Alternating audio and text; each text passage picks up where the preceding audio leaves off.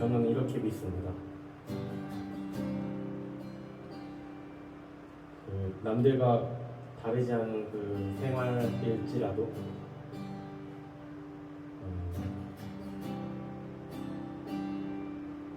믿음으로 산다면서 남들보다 특별해야 되는데 다르고 더 나쁜 건 아닌가 이런 생각이 밀려올 수 있지만 우리 그 삶 속에서 그렇지만 우리가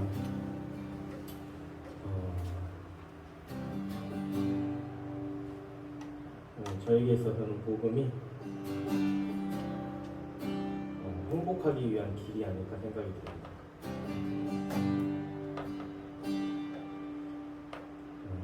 세상 학문에서는 우연히 우리들이 생겨났다. 이 지구가 생겨났고 그 생물체가 진화해가지고 몇 억만 년이 지나가지고 이렇게 고등 동물이 됐다. 그 이론은 결국 그거거든요. 우연이 됐다. 시간이 그냥 지나가니까 발전이 되고 그렇게 해서 과학 기술이 발전한 거 보지 않았느냐. 그런 것처럼 우리 생물체의 근원도 원래는 단순한 그런 아메바 같은 그런 모습이었는데 몇 억만 년 지나니까 고등동물이 됐다. 우리 조상은 원숭이다. 더 이렇게 가면 아메바, 뭐 단세포다 이렇게 하는 학문이 있고요. 성경에서는 이제 만든 사람이 있다. 원숭이가 조상이 아니라 따로따로 만들었다. 원숭이대로 만들고 공룡은 공룡대로 만들고 인간은 인간대로 만들었다. 근데 그 인간에게 이 우주 만물을 다스리는 권세를 주었다. 저는 우연론, 진화론 믿고 싶지 않습니다. 저의 삶 가운데에는요 계획이 있다고 믿고 싶어요. 만약에 우연히 우리가 만들어졌다 하면은 하루하루 사는 게 무슨 의미가 있겠습니까? 그냥 짐승처럼 태어났으니까 살기 위하여서 짐승들은 막 죽이고 해서 먹이 사슬에 의하여서 살아가잖아요. 우리 인간은 그래도 생각은 할 줄 아니까 어떻게 하면 돈 벌어먹고 살까? 어떻게 하면 세상 가운데에서 좀 소리 내면서 살 수 있을까? 그렇게 동물적인 삶을 산다면 하루하루가 의미가 없을 것입니다. 그러나 내 환경, 내 생활, 어찌 보면 남들보다도 못한 삶일 수도 있지만 그 가운데 나를 만드신 그분을 알게 되어서 그분이 말씀을 통하여서 말씀하시기를 네가 능력이 좋고 네가 외모가 뛰어나고 그래서 내가 너에게 의미를 부여하는 것이 아니라 네 존재 자체 너는 내 아들, 내 딸이라서 네가 그냥 예배하고 또 믿음 가지고 살고 그만으로도 나는 행복하다. 귀하게 여긴다 하는 그런 음성을 봤을 때 행복하더라고요. 그래서 감격하여서 사람들에게 그 사실을 전하고 물론 쉽지 않죠. 코로나 때문에 또 교회가 욕을 먹고 있는 상황에서 그렇게 하기가 쉽지 않습니다. 그러나 우리의 위로는 하나님이 되실 줄 믿습니다. 왜냐하면 우리의 아버지시니까요. 이 시간 그분을 높여드리도록 하겠습니다. 놀랍다 주님의 그 은혜 우리의 죄를 속하시려 갈보리 십자가 위에서 어린 양 보혈을 흘렸네. 놀랍다 주님의 그 은혜 우리의 죄를 속하시려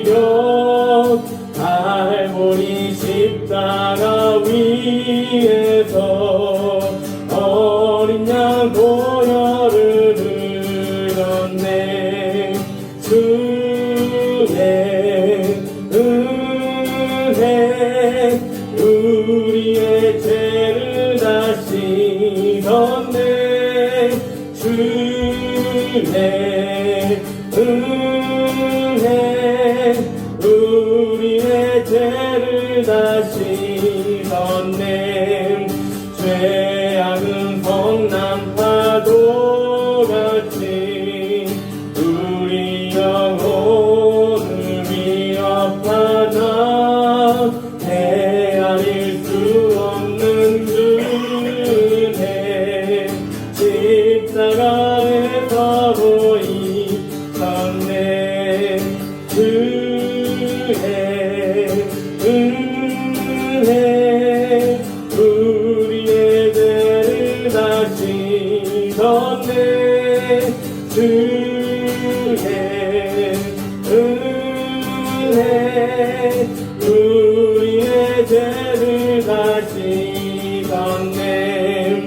죄악에 물든 영혼들을 주께서 피로 씻으신데 지금도 흐르는 그 피에 눈보다 더히 계시더라.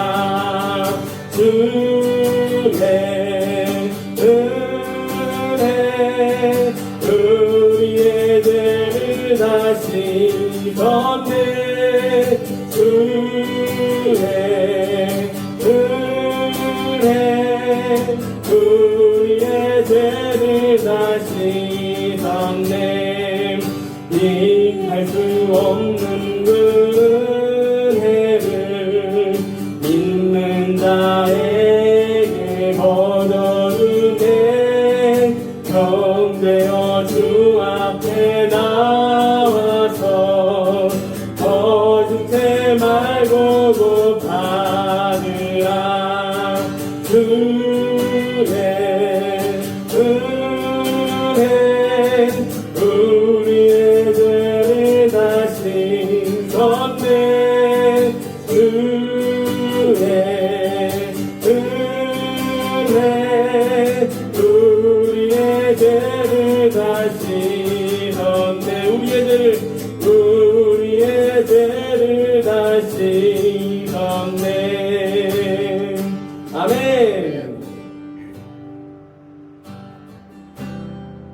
하나님의 그 사랑을 생각하면요, 저의 그런 본 모습이 보여지는 것 같습니다.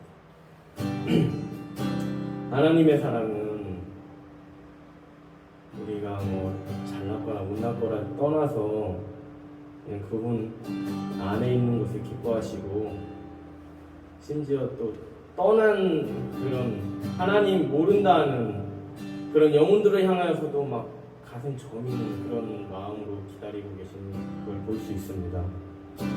근데 예수 믿는 사람들이 그렇게 못 사니까 세상 사람들이 그걸 모르는 것 같아요.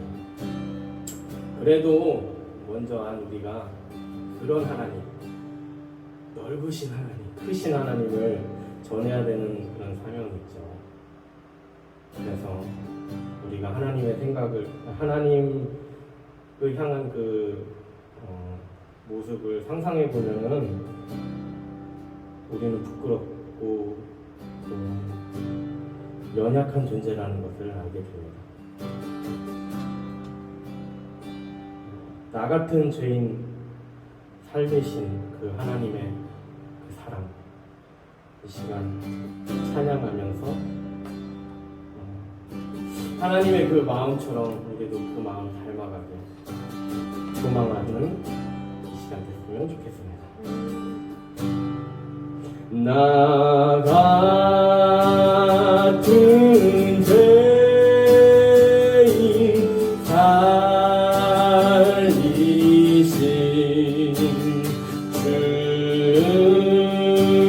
은혜로 나와 이런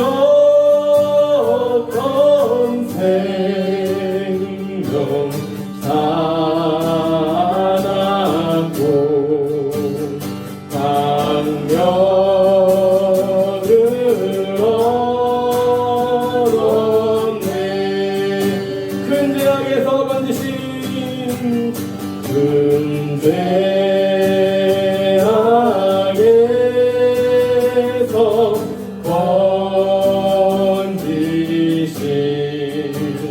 주는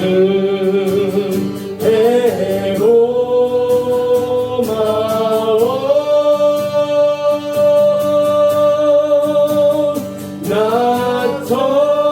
나처럼 믿음 그 시간 일하고 하나 이제껏 내가 산 것도 이제껏 내가 산 것도 주님 은혜라 또 나를 장차 본향에 인도해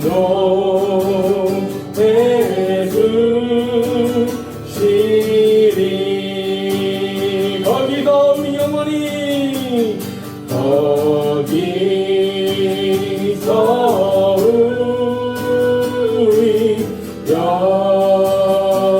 영원히 주님의 은혜로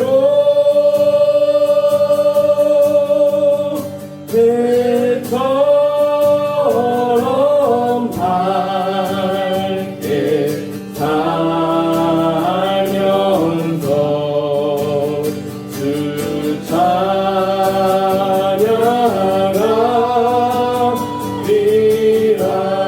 주 찬양하리라 주 찬양하리라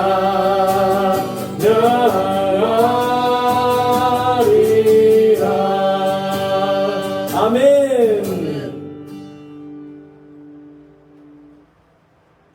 기도하겠습니다. 늘 함께 하시는 하나님, 오늘도 하나님의 말씀을 주심에 감사합니다. 말씀이 없이는 살 수 없기에 주님께서 주시는 말씀을 더욱 사모합니다. 선포되어지는 말씀을 아멘으로 반응하게 하시고 말씀을 믿음으로 받아 새롭게 되는 이 시간 되게 하여 주옵소서. 아멘. 어떠한 오류도 없으시고 약속대로 이루어 주시는 주님의 말씀을 통해 하나님을 더욱 알아가는 귀한 시간 되게 하옵소서. 아멘. 성령님께서 조명하여 주세요. 예수님 이름 안에서 기도합니다. 아멘.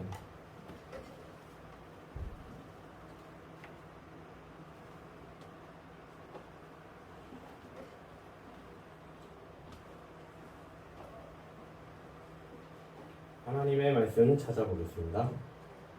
하나님의 말씀 로마서 14장 1절로 6절 말씀 신약성경 257면에 있습니다. 로마서 14장 1절로 6절 말씀입니다. 신약성경 257면에 있습니다.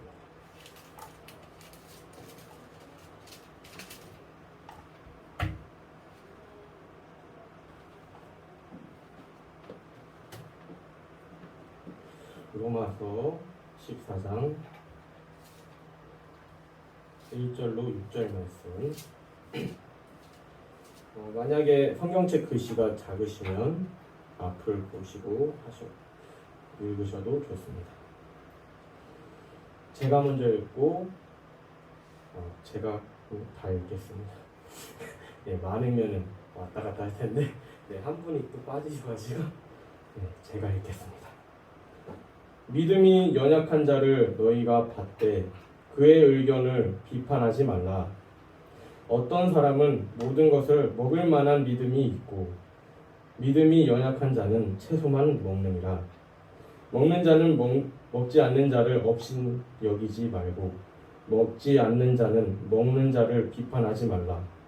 이는 하나님이 그를 받으셨습니다. 남의 하인을 비판하는 너는 누구냐? 그가 서 있는 것이나 넘어지는 것이 자기 주인에게 있음에 그가 세움을 받으리니 이는 그를 세우시는 권능이 주께 있음이라. 어떤 사람은 이 날을 저 날을보다 낮게 여기고 어떤 사람은 모든 날을 같게 여기나니 각각 자기 마음으로 확정할지니라. 나를 중히 여기는 자도 주를 위하여 중히 여기고 먹는 자도 주를 위하여 먹으니 이는 하나님께 감사함이요 먹지 않는 자도 주를 위하여 먹지 아니하며 하나님께 감사하느니라. 아멘. 아멘. 오늘 말씀 제목은 비판하고 싶은 우리 마음입니다. 우리 삶 속에서 얼마나 답답한 일이 많이 있습니까?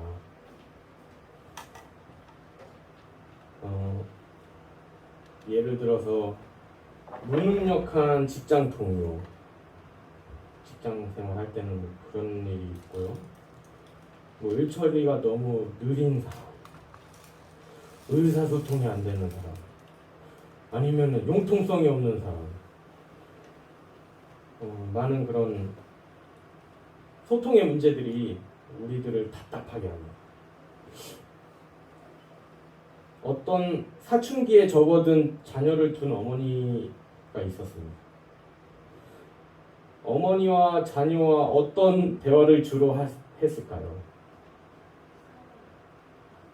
싸움이요? 싸움의 원인이 뭘까요? 왜 그들이 소통하지 못할까요? 네. 꼭 그런 건 아닌데 이제 인정을 안 해도 돼요, 서로. 네, 막 잔소리가 이어지죠, 어머니가. 네. 서로가 맞다고 자기 얘기만 하는 거예요. 공부는 언제 하니? 네. 과제는 다 했니? 성적이 이게 뭐니? 제가 알아서 합니다. 네. 아니 이제 공부하려고 하는데 잔소리를 하면은 제가 마음이 힘들지 않겠어요? 어머니? 엄마? 절대로 잔소리로 옳은 교육을 할 수 없습니다. 근데 이제 또 그런 마음이 있어서, 사랑하는 마음이 있어서 좀 잘 되라고 하는 마음은 이해가 가지만은 잔소리로 절대로 옳은 교육을 할 수 없는 것이 현실입니다. 우리가 속한 공동체에서도, 교회에서도 비슷한 일이 일어나요. 놀랍게도. 이게 꼭 그래야만 하는 건가요? 옛날부터 내려온 그 전통 때문에도 이거 절대로 바뀌지 않아야 할 건데 근데 이게 바뀌어버렸네. 근데 그게 보면은요 그 엄마와 자녀 방금 전에 얘기했듯이 막 그렇잖아요. 막 별거 가지고 싸우고 또 자기 주장만 하고 그런 게 우리 생활 속 심지어 교회 안에서도 있다는 거예요.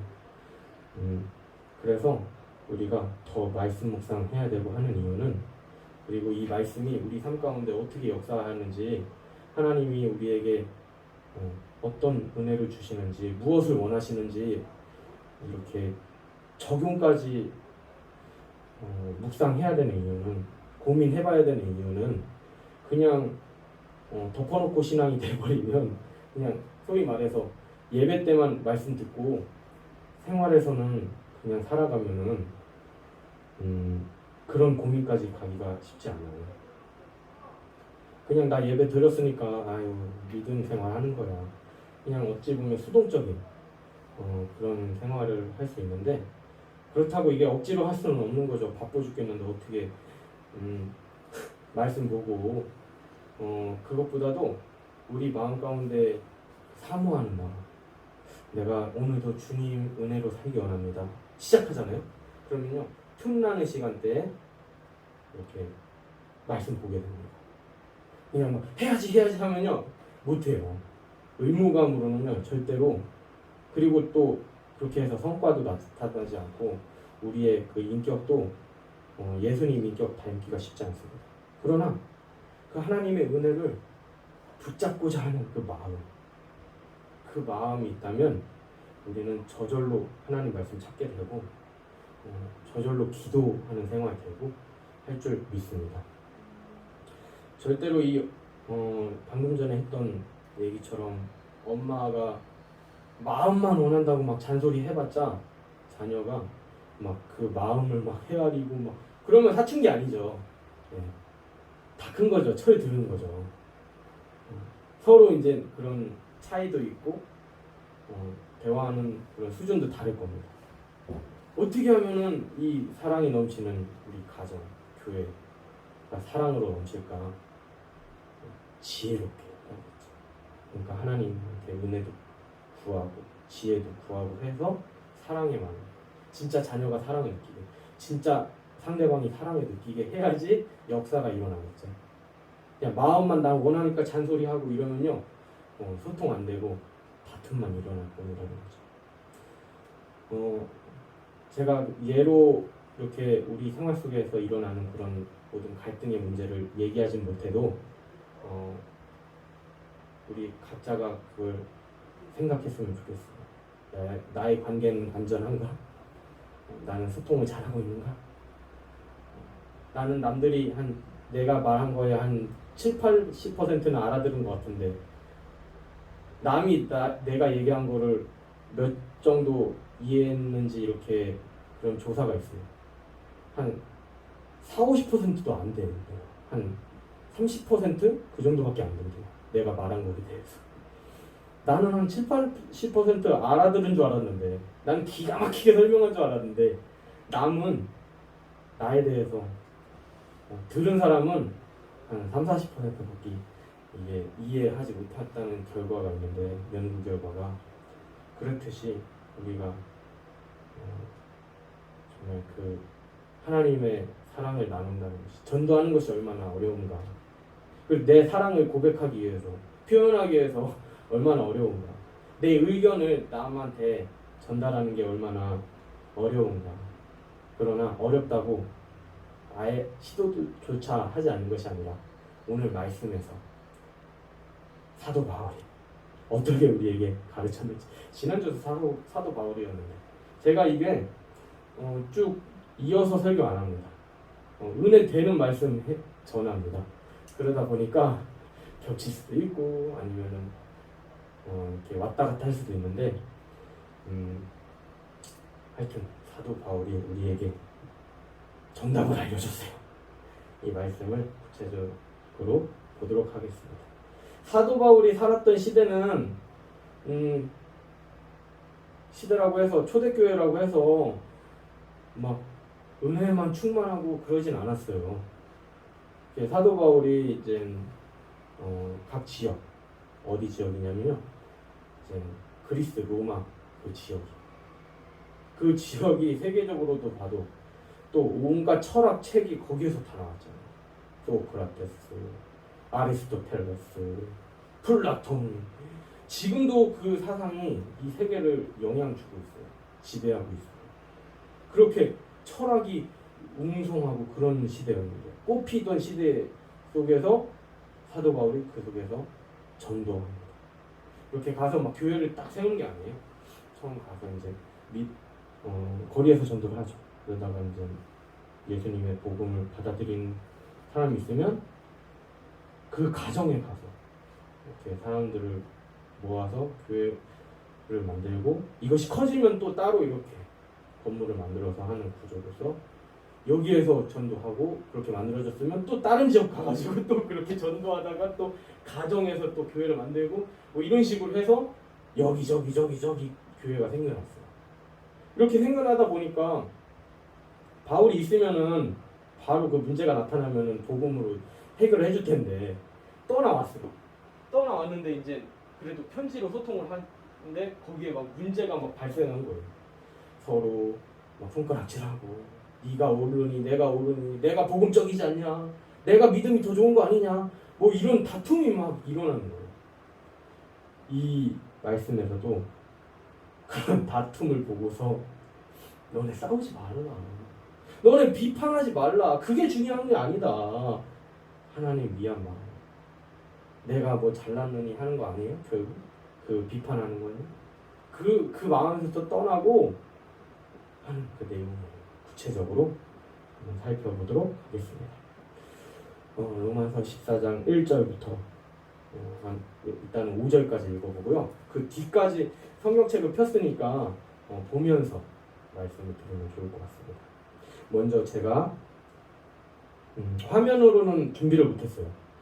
6절까지밖에 준비를 못했는데 쭉 뒤까지 14장 전체를 이렇게 제가 간략하게 빨리빨리 전하도록 하겠습니다. 임팩트 있게. 일단은 제가 1절로 5절까지 읽고 설명하겠습니다. 로마서 14장 1절로 5절입니다. 믿음이 연약한 자를 너희가 받되 그의 의견을 비판하지 말라. 어떤 사람은 먹을 것을 먹을 만한 믿음이 있고 믿음이 연약한 자는 채소만 먹느니라. 먹는 자는 먹지 않는 자를 업신 여기지 말고 먹지 않는 자는 먹는 자를 비판하지 말라. 이는 하나님이 그를 받으셨습니다. 남의 하인을 비판하는 너는 누구냐? 그가 서 있는 것이나 넘어지는 것이 자기 주인에게 있으면 그가 세움을 받으리니 이는 그를 세우시는 권능이 주께 있음이라. 어떤 사람은 이 날을 전날보다 낮게 여기고 어떤 사람은 모든 날을 같게 여기나니 각각 자기 마음으로 확정할지니라. 일단 이 말씀을 통하여서 어떤 문제들이 있었냐면요. 믿음이 연약한 자 1절에 보면 믿음이 연약한 자 누구일 것 같아요? 이방인일 것 같아요? 유대인일 것 같아요? 하나님을 오랫동안 믿은 유대인일 것 같아요? 믿음. 왜냐하면 네. 예수님이잖아요. 우리 신약이니까 예수님의 일대기니까 예수님을 인정하지 않으니까 믿음이 연약한 건 유대인이 되는 것이고 이방인들은 아무것도 없는 상태니까 예수님을 영접하시겠죠. 맞습니다. 일단 연약한 자는 유대인입니다. 유대인들 대단한 거예요. 왜냐면요. 그때 상황을 말씀드리면은 그 그리스 로마 지역 그리고 예루살렘 중동 지역은요. 지금의 이제 터키가 그런 문화적인 잔재가 남아 있는데 유럽과 동양을 잇는 교두부 역할을 했던 것이에요. 거기가 관문이에요. 그러니까 어떻겠습니까? 무역이 활발합니다. 상공업이 발달되었습니다. 그런데요, 이때 유통되는 건요, 우상숭배를 해야 돼요. 뭐냐면 잡았어요. 소를 잡았어요. 그걸요, 우상숭배를 해야 돼요. 그래야지 유통이 가능한 거예요. 그러니까 유대인들은 먹을 수 있어요, 없어요? 우상숭배 했던 건데. 그러니까 뭐만 먹어요? 2절에? 그렇습니다. 대단한 거예요. 그러니까 고기도 먹어야죠. 힘내려면. 제 아내가 이제 좀 체식만 했던 그런 체질이었는데 같이 따라해봤어요. 근데 힘이 없어지더라고요. 풀떼기만 먹으니까 싫어하는 건 아닙니다. 같이 곁들여 먹는 거 좋아하는데 힘이 없더라고요. 그래서 좀 고기 좀 먹자 해가지고 그러면 힘이 좀 나더라고요. 늘 아내가 저한테 막 에너지 넘친다 하는데 그 근원이 고기에 있었는데 이 사람들은 그러니까 유대인들은 믿음이 있어가지고 채소만 먹은 거예요. 우상숭 네. 제가 잠깐 이해가 안 돼요. 네. 그러니까 고기가 무슨 고기를 그러니까 상권이 발달했는데 유통을 시킨 고기가 무조건 우상숭배한 할랄이라는 거 아시죠? 이슬람 그 음식을 할랄 제품 할랄 푸드. 네 이게 뭐냐면 우상숭배한 거예요. 우상숭배를 그게 아니고 신성하게 잡은 그렇죠. 신성하게 잡은 그 잡을 수 있는 장소에서 네 잡을 수 있는 자가 신성하게 잡아서 그것만 먹도록 한 거죠. 그렇죠. 근데 거기에 제사적인 의미도 깔려 있고 그래서 유대인들이 그런 걸 이제 배척한 삶을 살았었고 그러니까 제가 이해가 안 돼요. 그러면 지금 이제 그쪽 지방에서 고기가 나왔는데 그 고기가 무상 숭배를 했던 고기를 유통이 될 수도 있고 다른 고기일 수도 있잖아요. 무조건 도축을 한 거는 그 시스템 안에서 해야 되기 때문에 벗어날 수 없는 거예요. 그러니까 유통이 되고 우리가 먹는, 그러니까 그 사람들이 먹기 위해서는 그 과정을 거쳐야 할랄, 그 말씀하신 대로 장소, 사람, 의식까지 포함되어 있는 그 이슬람이 정한, 어떻게 보면 이슬람이 딱 그 고기를 유통시켰다는 아니에요. 그 시대 때. 근데 그런 형태로, 근데 예, 이 시대는 이슬람이 되기 전이잖아요. 그렇죠. 그러니까 그러니까, 말씀드린 게 이슬람이 꼭 했다가 아니라 그 시대 때 그런 식으로 이방 그 종교가 그렇게 했다. 그러니까 하여간 시중에 네. 나와 있는 고기들이 네, 그 정상적인 게 아니고 그러니까 하여간 그 다른 우상숭배를 했던 고기들이 유통되는 거를 유대인들은 안 먹고 있고 네, 그냥 다른 사람들은 먹는데 거기서 갈등이 빚어졌다 이런 네. 말씀이신 그거 거죠? 보고 뭐라고 한 거죠. 그래서 3절에 보면 어떤 모습으로 갈등이 일어나냐면 먹는 자는 먹지 않는 자를 막 업신이 여기고 야 이런 것도 못 먹냐 하고 먹지 않는 자는 먹는 자를 비판했다는 거죠. 근데 그렇게 하지 말라. 이 두 모습 다 하나님이 아신다 그 마음을 이런 거죠. 그러면서 실제로 하나님이 베드로에게 하신 말씀이 있어요. 이 비슷한 시기 때 베드로가 이제 처음 사도잖아요. 그러고서 복음을 전하려고 하는데 유대인들만 전도한 거예요. 왜냐면 이방인들한테 가면은 자기도 우상 숭배하고 뭐 하여튼 이제 신앙적인 오염을 겪을까 봐 그런 마음 가운데서 있었는데 꿈에 환상이 이렇게 나타나요. 부정한 동물들이 막 있는 거예요. 그러면서 그것을 누가 잡아먹어요. 그리고 하나님이 그것을 먹으라고 베드로에게 얘기해요.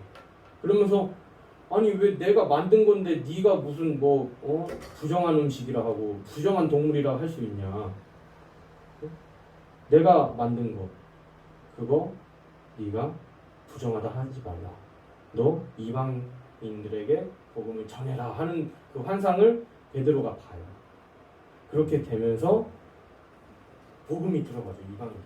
네 알겠습니다. 제가 그동안 하나님이 부정하다고 한 음식 그리고 그 이방인들을 되게 업신이 여기는 마음도 있었고 그런 마음이 있었는데 그 마음을 다 털어버리고 하나님이 복음 전하라고 했으니까 저 이방인들한테도 열심히 전도하겠습니다 해서 이방인들에게도 복음이 전해가요. 그러면 이방인들하고 유대인들이 어떤 마음을 갖느냐? 이방인들은 예수님이 내 죄를 사하셨다 하는 그 믿음만으로도 막 살고 있고 이 유대인들은 그러니까 모든 유대인이 아니라 예수 믿는 유대인들은 그래도 하나님이 먹지 말라는 게 있고 그래서 나는 채소만 먹는다. 예수님 믿지만 이런 상황이었어요. 그래서 이제 둘이 이렇게 믿음 생활 하려다 보니까 그래도 고기 먹는 거 아니지 않냐? 너 이것도 못 먹어? 이 말씀에 봐봐. 하나님이 베드로한테 네가 뭔데 그 뭐 부정하다 마냐 하냐? 다 귀하게 여기서 먹으라 했지 않았냐? 이렇게 싸우는 거죠. 제가 궁금한 건 뭐냐면요. 먹지 말라고 하는 것은 굽이 갈라지지 않은 그렇죠. 그걸 먹으라고. 그러니까 굽이 갈라져 있어야 되고 반추하지 않는 거예요. 돼지는 못 먹지만 소와 양은 먹을 수 있잖아요. 네. 물고기도 비늘이 없으면 못 먹고 맞아요. 새도 다른 걸 잡아먹는 애들은 못 먹고 잡혀 먹히는 애들만 먹는 거죠. 이제 이게 레위기에 나와 있는 거잖아요. 그렇죠. 유대인들이 그러면 이제 먹을 수 있는 고기가 그걸로 한정이 돼 있는데 내가 키우는 양을 내가 잡아서 못 먹는 건 아니잖아. 네. 그럼 그거 부정한 음식은 아니잖아. 네. 내가 키우는 거를 내가 잡아서 먹는 거는 부정한 게 아니잖아. 아니요, 딱 말씀하신 대로 무조건 돼지는 부정한 거고 뭐 이런 식으로. 그러니까 돼지는 안 먹는다고 치고 네. 그럼 내가 유대인이에요. 그럼 난 고기가 먹고 싶어. 그러면 키우는 양 한 마리를 잡아다가 가족들하고 나눠 먹으면 그게 부정한 음식은 아니잖아. 네, 양 진짜- 자체가 부정한 음식이 아니 부정한 동물이 아니기 때문에. 예. 네. 그럼 이제 시장에서 사다 먹었는데 유통 과정이 불분명한 건 제사를 지낸 거라 못 먹을 수 있다고 하지만 그래서 그러니까 하여간 지금 말씀하신 거에서 그러니까 제가 느낌은 무슨 느낌이냐면 네. 지금까지 가지고 있던 어떤 레이기에 나와 있는 율법들이 예수님 오셔서 지금 굉장히 중요한 말씀을 하셨거든요. 그게 뭐냐면 내가 만든 것인데 부정한 것이 무엇이 있겠느냐 이게 핵심이거든요. 네. 그렇기 때문에 세상에 있는 모든 것들을 너가 먹어도 된다는 거거든요. 그러면 지금까지 가지고 있었던 율법이 다 깨지는 거거든요. 근데 이 말씀을 쭉 보면요, 또 그렇지는 않습니다. 일단 네 알겠습니다. 왜냐면 또 설명을 예, 해줘요. 예, 쭉 보시면 일단 한번 진행해 보도록 예, 하겠습니다. 예. 그러면은 먹는 것만이 능사냐? 아니라는 것도 뒤에 얘기를 해줍니다. 그래서 쭉 한번 보도록 하겠습니다. 그래서 또 3절까지 했어요. 지금까지 네. 먹는 문제, 네, 그런 거 가지고 4절부터는요 또 다른 문제가 나와요. 어떤 상황까지 이르르냐면 막 지적질하는 게 음식 가지고도 그렇고 4절 말씀 보면 남의 하인을 비판하는 너는 누구냐.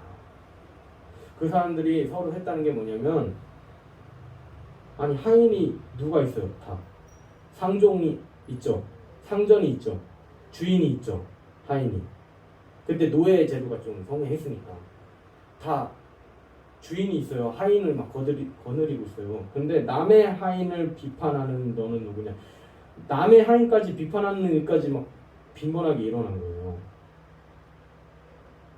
그래서 이런 건 월권이다. 이건 주인의 그 권리까지 침해하는 행동을 그 공동체에서 했는데 이렇게 하는 것처럼 남을 비판하는 것도 하나님을 월권하는 거다. 우리의 주인이 누구냐? 우리의 아버지가 누구냐? 하나님이시지 않냐? 그래서 그 사람들한테 빈번히 일어났던 문제가 뭐냐면 또 눈에 보이는 거는 하인을 막 비판해요. 남의 하인을. 그거는 주인이 이렇게 하인한테 뭐라고 해야 되잖아요. 근데 다른 사람이 자기 하인도 아닌데 막 뭐라고 하는 것처럼 그것도 잘못됐지만 일단 남한테 막 비판하고 하는 그런 것은 우리의 주인 하나님 되시기 때문에 비판하면 안 된다. 이렇게 얘기하십니다. 그래서 끝에 보면 4절 끝에 보면 그를 세우시는 권능이 주께 있기 때문에 하나님께 있기 때문에 우리가 남을 비판하고 하는 일을 끊어야 된다. 그것이 중요한 게 아니다. 하는 것을 얘기해주고 있습니다. 5절을 보면 그래서 또 이런 것도 있어요. 먹는 것도 했고 그 다음에 비판하는 문제가 얼마나 나쁜 것인지 하나님의 권위까지 빼앗는 것인지 4절까지 얘기를 하고 5절에서도 다른 케이스를 가지고 또 설명을 합니다. 어떤 사람은 이 날을 전날보다 낮게 여기고 어떤 사람은 모든 날을 같게 여기나니 이건 뭔 얘기냐면은 어떤 사람은 예배 있는 날 주일, 수요일, 금요일은 준비해 신성해. 그래서 어디 놀러 가려면은 화요일 토요일 이런 데 놀러 가자.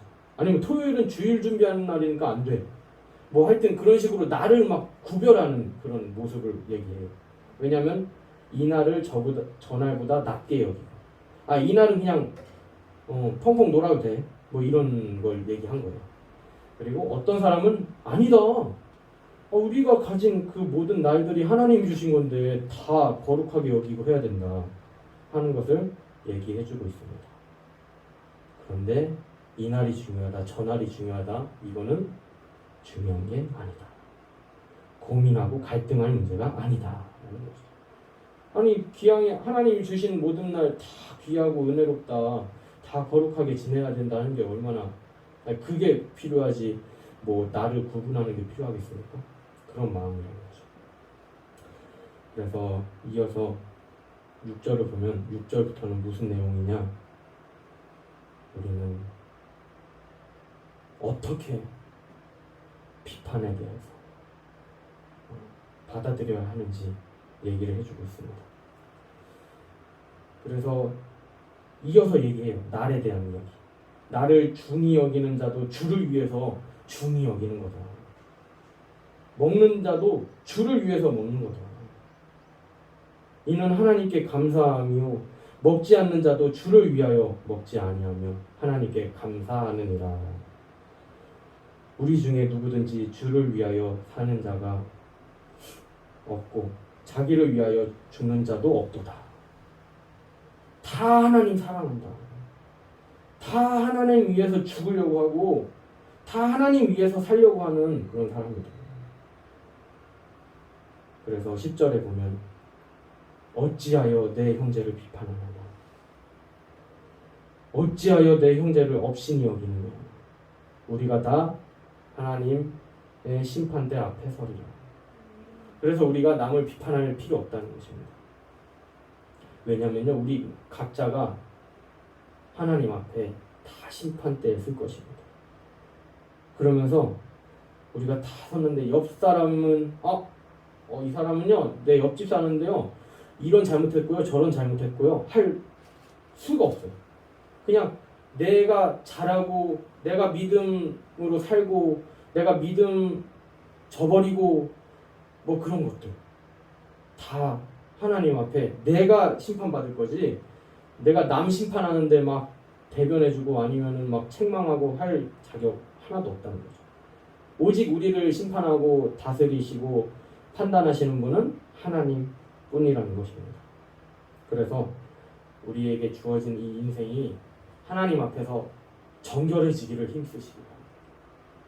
우리의 각자의 그 삶이 하나님 앞에서 칭찬받기 위해서 힘쓰시기 바랍니다.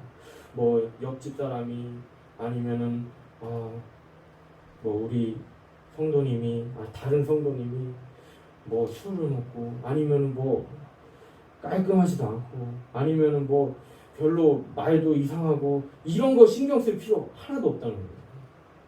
우리가 인생 살아가면서 오직 하나님 앞에 나는 어떤 사람일까, 내가 믿음을 잘 지키면서 사는 것일까, 이런 데만 관심을 두자는 거예요.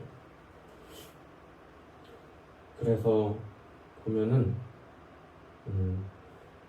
아까 질문하셨던 그럼 아니면은 중요한 문제, 먹는 게 능사냐 아니면 안 먹는 게 능사냐, 이 문제에 대해서 또 얘기를 하고 있는데요. 그 부분을 좀 보겠습니다. 일단 14절부터 보겠습니다. 내가 주 예수 안에서 알고 확신하노니 무엇이든지 스스로 속된 것이 없으되 다만 속되게 여기는 그 사람에게는 속되니라. 15절부터 핵심입니다. 만일 음식으로 말미암아 내 형제가 근심하게 되면 이는 내가 사랑으로 행하지 아니함이라. 그리스도께서 대신하여 죽으신 형제를 내 음식으로 망하게 하지 말라. 뭡니까? 앞에서는요, 이게 먹든지 안 먹든지 중요한 거 아니다, 먹어도 뭐라고 하지 말라 했잖아요. 그럼 이 15절은 뭐냐면요, 만약에 네가 먹었으면 내 형제가 보고서 그걸 보고 상처받는다 생각하면 먹지 마야 된다 하는 이야기예요. 유대인들이 그 모습을 보고 상처받고 하나님 사랑하는 거 아닌데 막 하고 막 시험 받는다면 먹어야 돼요? 안 먹어야 돼요? 안 먹어야 합니다. 왜요? 그 사람이 상처받고서 또 믿음 떠나고 막 슬퍼하면 어떡하지? 이런 마음이 우리에게 있어야 된다는 거예요. 그래서 이게 먹으면 어때? 내 맘대로 하는 건데 이렇게 하는 것도 죄라는 거죠. 그래서 내 동료가, 내 주변 사람이 나의 그 모습을 보고 상처받지 않도록, 시험 들지 않도록 애쓰는 것도 중요합니다. 그러니까 먹는 게 중요해요? 안 먹는 게 중요해요? 둘 다 중요한 거. 네. 그 상황, 그 사람과의 관계가 중요해요. 네. 관계가 뿌여지지 않는 선에서 네. 보면요, 내 형제가 근심할 만한 일을 하지 마. 너는 먹어도 되고 안 먹어도 되잖아. 먹고 싶지만. 근데 내 형제가 어려워하는데, 상처받는데 먹어야겠냐? 먹지 말라. 먹는 거 가지고 내 형제가 망하게 되지 않게 하라. 그래서 하나님의 나라는, 천국은 17절입니다. 먹는 것과 마시는 것이 아니요 오직 성령 안에 있는 의와 희락, 평강과 희락이라. 무슨 말이냐면 먹고 마시고 무엇을 하고 그런 게 중요한 게 아니라 뭘 하든지 뭘 먹든지 뭘 마시든지 무슨 일을 하든지 하나님께 영광이 되게. 하나님께 영광이 되기를 힘쓰기 위해서는 어떻게 해야 됩니까? 하나님 주여 주여 믿습니다. 이걸로 다 됩니까? 아니에요. 그렇게 하는 것에 이어서 이웃 사람하고도 내 모든 관계에서도 그렇게 하나님처럼 돼야 되는 거예요. 하나님만 귀해요 이게 아니라 하나님 귀한 걸 내가 아니까 이 사람한테도 나보다 낮아 보이는 사람, 뭐 잘할 거 없는 사람, 잘날 거 없는 사람한테도 하나님처럼 돼야 하는 거예요. 아 그렇습니까? 아 그래요? 존중해줘. 아니 너는 뭐 니까짓 게 뭐 할 게 있어? 이런 마음도 품지 말라 하는 이야기입니다. 하나님의 나라는 그래서 우리가 무엇을 하고 무엇을 안 하고 무엇을 끊고 무엇을 해야 되고 하는 문제가 아니라 그 가운데 내가 하나님의 사랑을 가지고 있느냐 하는 문제라는 거죠. 혹시 안 풀리신 게 있을까요? 네. 이게 일단 이제 저는 처음에 이걸 읽을 때 어떤 느낌이었냐면요. 네. 믿음이 연약한 자를 너희가 받되 의견을 비판하지 말라라고 해서 처음에 서두가 믿음이었거든요. 네. 그러니까 믿음을 먹는 자와 믿음을 먹지 않는 자로의 갈등으로 봤는데 네. 목사님이 말씀하신 대로 음식에 대한 것이 이제 뒤에 설명이 되어 있기 때문에 이거는 믿음에 대한 것이 아니고 음식으로 인한 갈등이었다는 것이 이제 제가 생각이 되고요. 네. 또 한 가지는 남의 하인을 비판하는 너는 누구냐? 그가 서 있는 것이나 넘어지는 것이 자기 주인에게 있음에 그 세움을 받으리라. 이는 그를 세우시는 권능이 주께 있음이라 이렇게 말씀하셨잖아요. 그러니까 하인이라고 하는 것이 내가 데리고 있는 하인이 아니고 예수님과 하나님의 입장에서 봤을 때 먹는 자와 먹지 않는 자가 다 하인이라는 거죠. 그렇게 저는 해석을 했는데 그래서 너는 다 내 하인들인데 그러니까 나의 하인이라고는 표현을 했지만 네. 내 자식들인데 너희들끼리 치고받고 해봐야 이게 무슨 소용이 있느냐. 맞습니다. 예. 예, 맞습니다. 그래서 이게 아무것도 아니니까. 그리고 네가 넘어지거나 먹거나 먹지 않거나 네가 넘어지거나 세움을 당하거나 그건 다 아버지인 내 마음으로 봤을 때는 다 같이 섰으면 좋겠고 다툼이 없었으면 좋겠고 이런 여기서 이제 하인이라고 하는 것은 저는 이제 그런 뜻으로 생각을 했었거든요.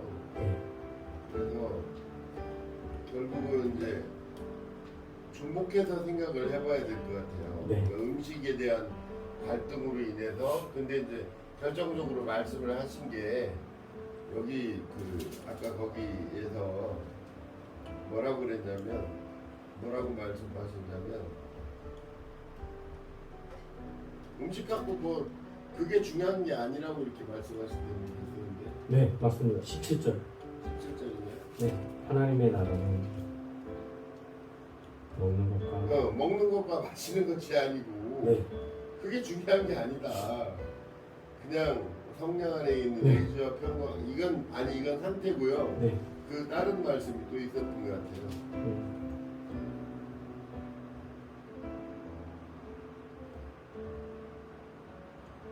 그러니까 이제 하여간 먹는 것도 주를 위하여 네. 안 먹는 것도 주를 위한 것이고 네. 죽는 것도 주를 위한 것이고 사는 것도 주를 위한 것이고 네. 6절 말씀.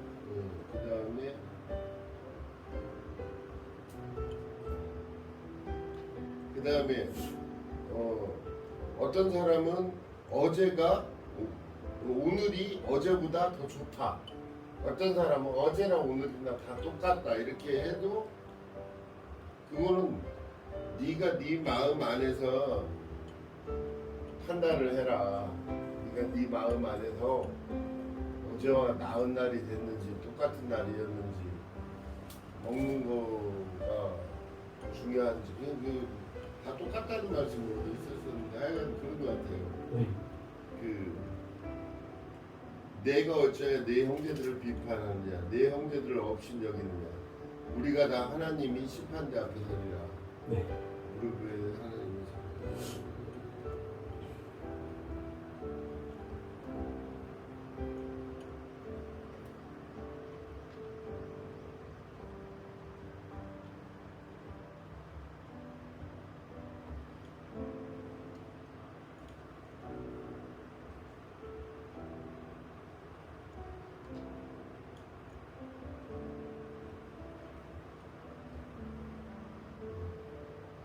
그리스도 대신해서 죽으신 형제들을 내 음식으로 망하게 하지 말라. 이것도 굉장히 중요한 말씀이죠. 네.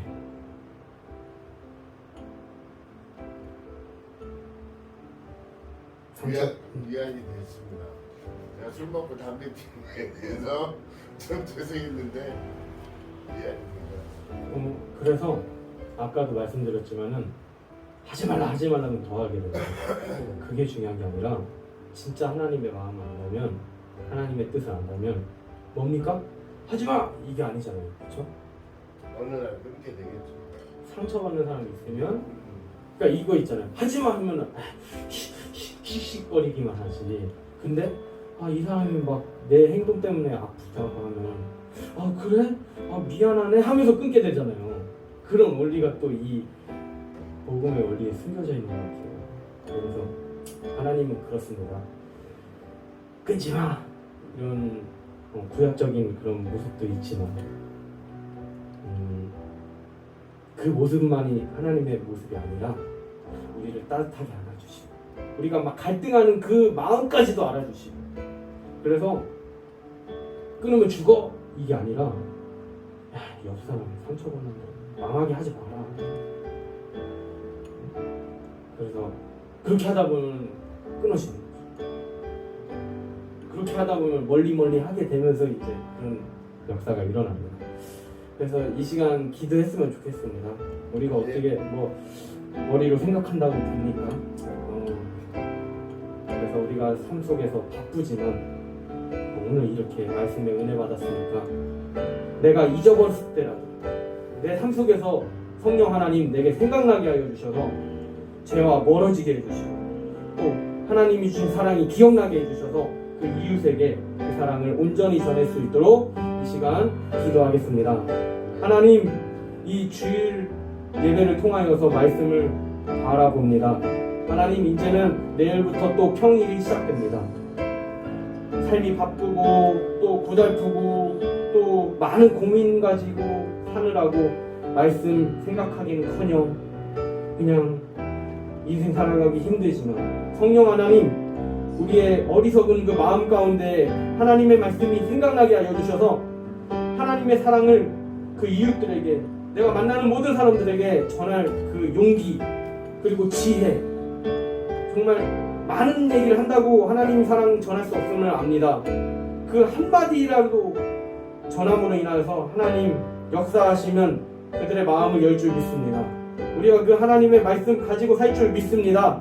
하나님, 그 하나님, 크신 하나님, 우리가 의지하는 마음으로 이 시간 기도했사오니 응답하여 주시옵소서. 함께하여 주실 줄 믿사옵고 예수 그리스도 이름 안에서 기도드리옵나이다. 아멘. 하나님이 주신 이 말씀을 통하여서 감동받고 또 도전받았으니 그 말씀 실천할 능력이 우리에게 충만할 줄 믿습니다. 아멘. 광고 말씀입니다. 서로 인사하겠습니다. 말씀을 가까이하여 예수님 닮아 삽시다. 말씀을 가까이하여 예수님 닮아 삽시다. 아멘. 아멘. 하나님이 이렇게 은혜로우신 하나님입니다. 주일을 맞이하여서 하나님의 말씀으로 우리의 몸도 재충전되기 원하고요. 또 이제 오늘 만약에 좀 쉴 시간이 있으시면은 몸적으로도 좀 이렇게 낮잠 주무시고 재충전하고 또 다시 이제 일할 시간에 또 일하고 그렇게 되고 또 우리의 영혼도 몸도 쉬었으면 영혼도 하나님 말씀으로 재충전되길 소망합니다. 이 나라가 어렵죠. 세계적으로 어렵습니다. 우리가 막 코로나 막 이렇게 막 떠나가라 뭐 이런 차원이 아니라 더 높은 차원으로 우리 나라와 민족 이 세계가